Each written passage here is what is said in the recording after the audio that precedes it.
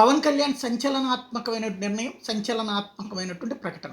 ఒకటి, కాకినాడకి సంబంధించి సానా సతీష్, ఇంతకుముందు కూడా నేను చాలాసార్లు ప్రస్తావించాను. ఏంటి అంటే ఏదైతే నరేంద్ర మోడీకి సంబంధించినటువంటి సిబిఐ ఇష్యూలో అప్పట్లో సిబిఐ అధికారుల మధ్యన వివాదం వచ్చినటువంటి సందర్భంలో ఒక పక్షం ఉన్నారన్నటువంటి ఆరోపణ ఎదుర్కొన్నటువంటి వ్యక్తి. ఆయనకి వాస్తవంగా ఇచ్చారు. ఇది జనసేన బీజేపీ పొత్తులో ఉండగా ఎట్లా ఇచ్చారు.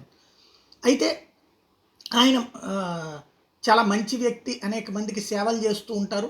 ఆ సర్వీసెస్ కారణంగా ఇచ్చారు. ఆయన సాయం కూడా ఇదే అనేక మందికి విద్యకి సంబంధించిన సాయం కానీ, అట్లాగే వృత్తికి సంబంధించిన సాయం కానీ చేశారు. అందుకని ఇచ్చారు. అది అనవసరంగా లిటిగేషన్లో ఇరుక్కున్నారు తప్పించి ఆయన తప్పేం లేదు కాబట్టి ఇచ్చారన్నటువంటిది కొంతమంది సమర్థకులు చెప్పినటువంటి పాయింట్.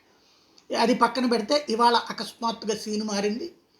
పవన్ కళ్యాణ్ తాజాగా టీ టైంకి సంబంధించినటువంటి అధినేతను తీసుకొచ్చి కాకినాడ పార్లమెంటు స్థానాన్ని ప్రకటించారు. వాస్తవంగా మొట్టమొదటి నుంచి 3 పార్లమెంట్లు అనుకున్నారు. అందులో అనకాపల్లి, కాకినాడ, మచిలీపట్నం బాలశౌరిది ఒక్కటే ఉన్నారు. ఇటు పక్కన వచ్చేటప్పటికి కాకినాడ సానా సతీష్, అటు బాలశౌరి ఇంతకుముందు నుంచి ప్రకటన ఎవరి పనాలు చేసుకున్నారు, ప్రచారం చేసుకుంటున్నారు, భారీ ఎత్తు నడుస్తుంది. అకస్మాత్తుగా వచ్చేటప్పటికి టీ టైంకి సంబంధించినటువంటి అధినేత, ఇంతకుముందు ఆయన పిఠాపురం చెప్పారు, మురళీ శ్రీనివాస్ని పిఠాపురం సీట్ నుంచి నేరుగా పవన్ కళ్యాణ్ పోటీ చేస్తున్న నేపథ్యంలో శ్రీనివాస్ని కాకినాడ ఎంపీ క్యాండిడేట్గా ప్రకటించడం అన్నటువంటి సంచలనాత్మకమైనటువంటి అంశం.